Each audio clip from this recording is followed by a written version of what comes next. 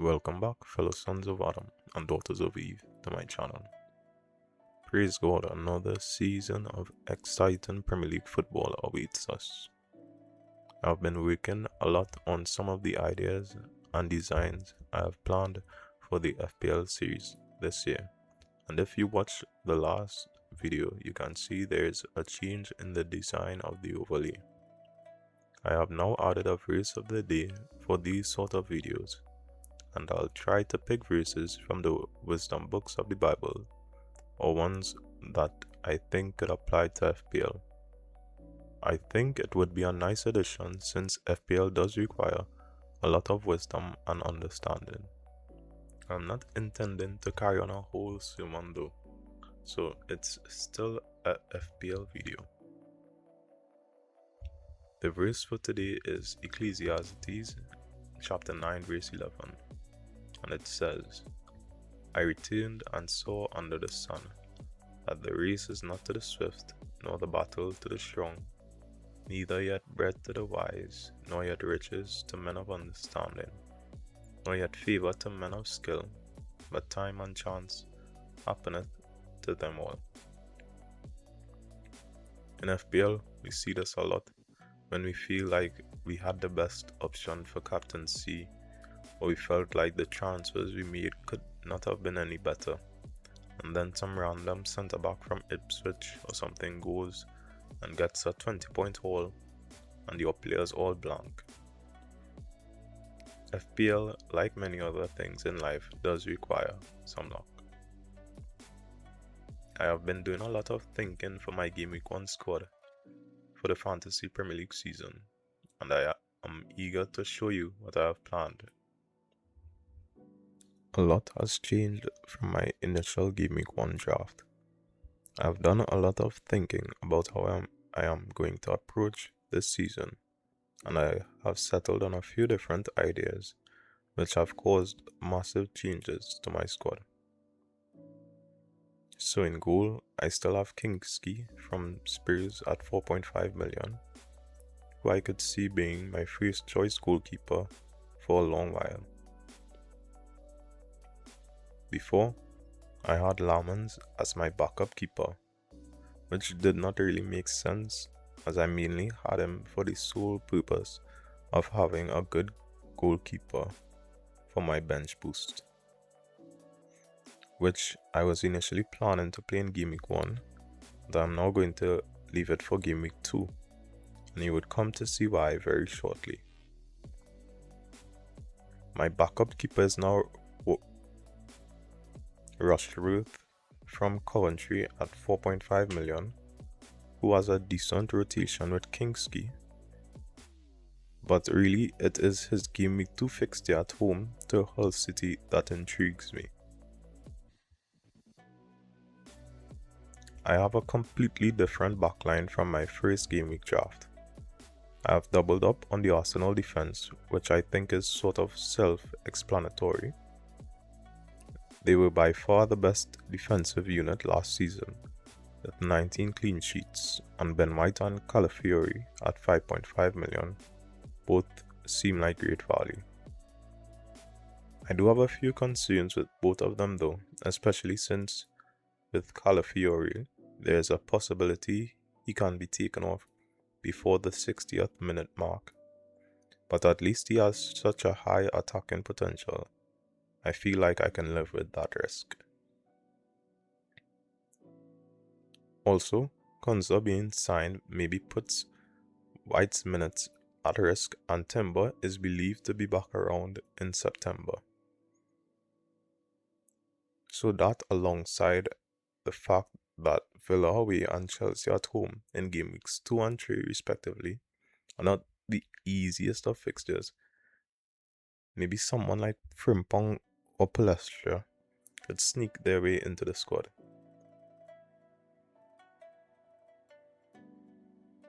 My last starting defender in the squad is Trey Hume from Sunderland, who comes in at 4.5 million and plays right wing for them most games, and also sometimes he does slot in at right back.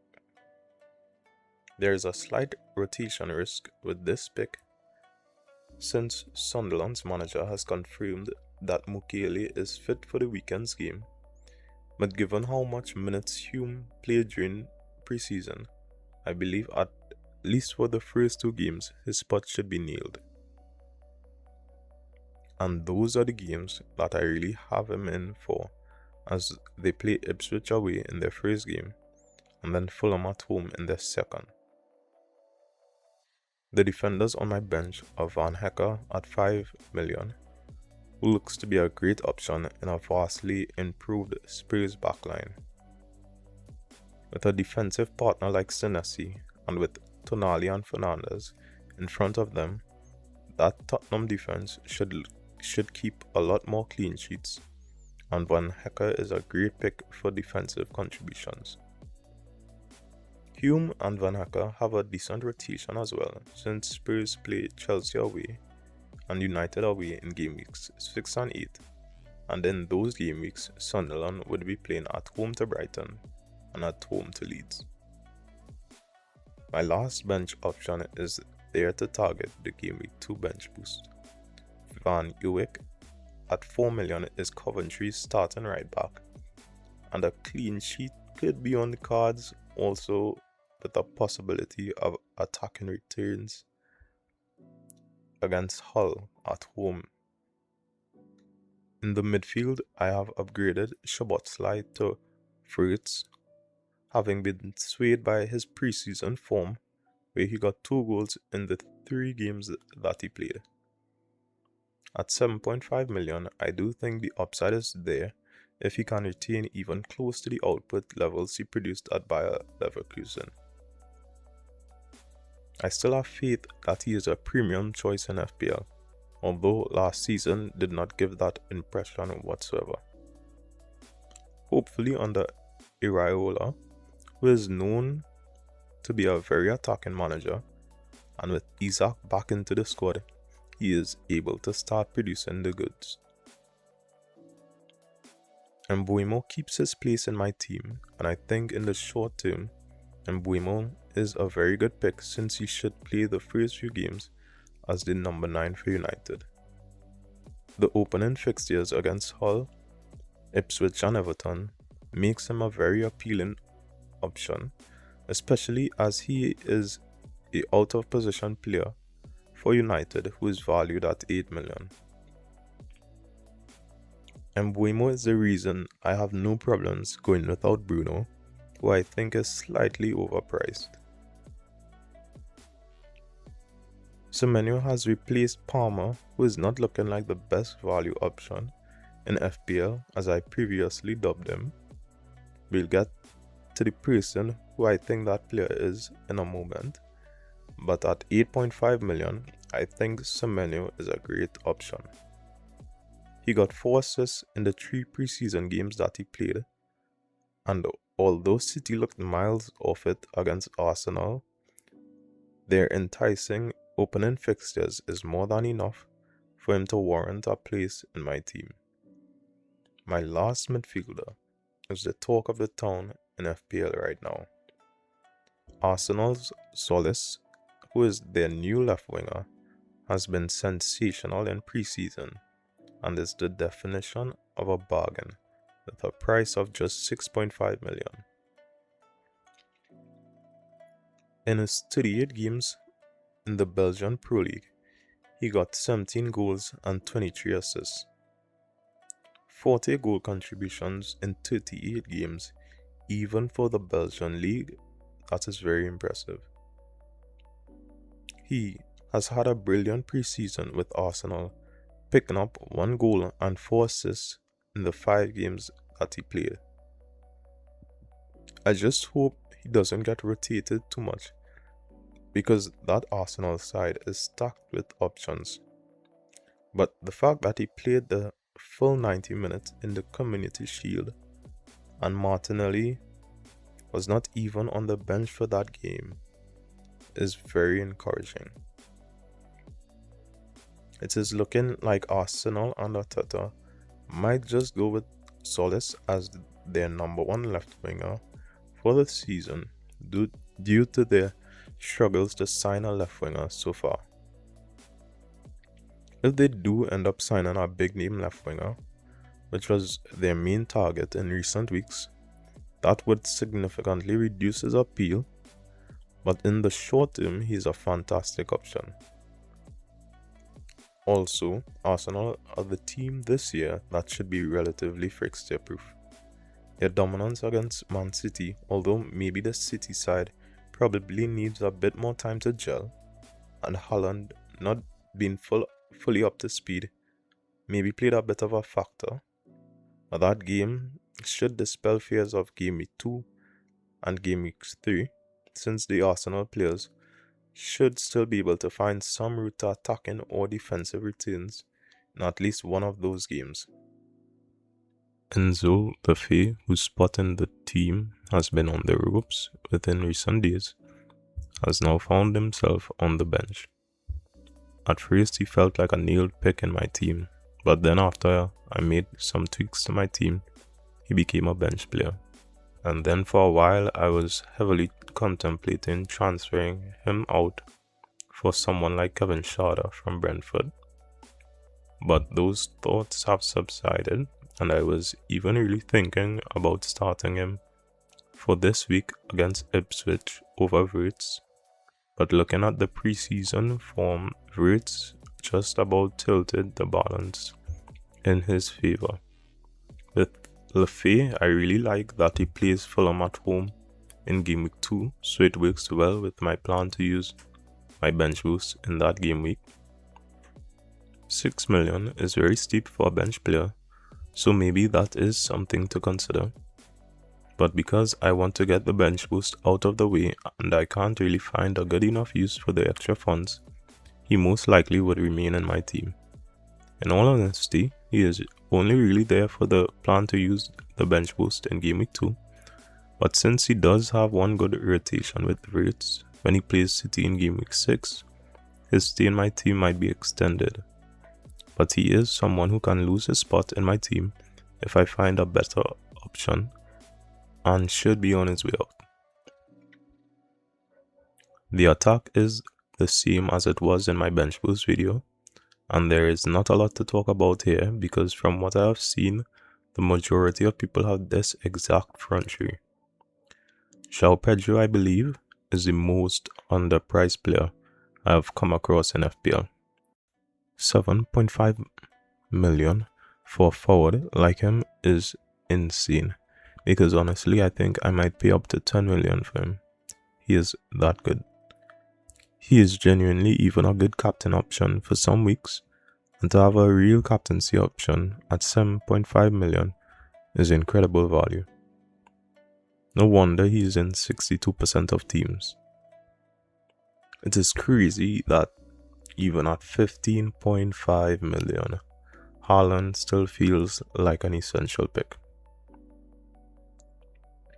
However, I do think you can go without him and make an incredible team, and fair play to the people that do that.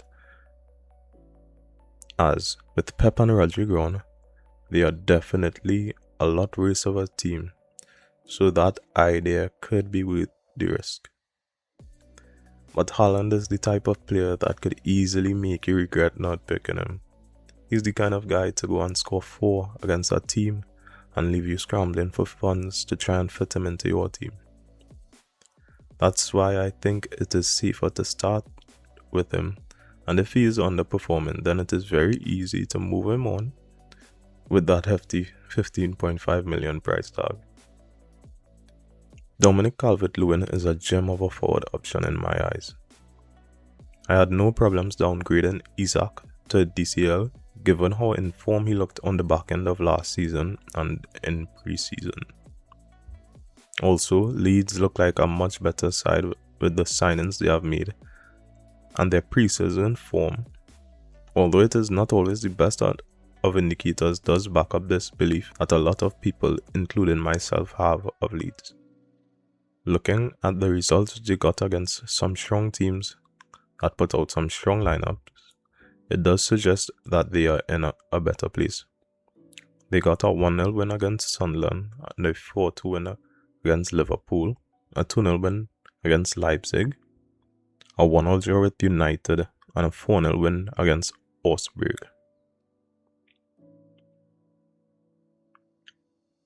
My captain for this game week is not really a simple choice due to Haaland's lack of minutes, which was just 53 minutes in a lackluster performance against Arsenal. But since this is the first game week and there is a slight concern of losing rank, I have gone for the safe option of Haaland. João Pedro against Fulham and Mbeumo against Ipswich are slightly enticing options, but City being at home against Bournemouth just about makes Haaland the sensible choice. Now with regard to my chips, the bench boost is pretty much locked in on game week 2. I doubt I will play an early wildcard. I will probably use it on either game week 6 or 8, which is when some of my players have a difficult run of games. But if you are familiar with FPL, you know how quickly plans like these can change. So you never know, but for now, I would like to hold on to my wildcard. I haven't found a good week as yet to use my free hit. But the plan is to pick a week when my main hitters, Haaland and Semenyo, have a difficult fixture, and when a reliable team like Arsenal or Liverpool have good fixtures, so I can get a good upturn in points, which should lead to a big climb in the ranks. My triple captain has not been decided as yet, as form does come into play for that decision, but my eyes are on City's game week 16 game at home to Hull, who look to be the worst promoted team out of the 3. This video would be coming out when the game week 1 deadline has elapsed, so this is definitely my final team as you see it. Hopefully I can get a good start to this year's FPL season. If you're watching this and play FPL, I hope this season is an enjoyable one for you.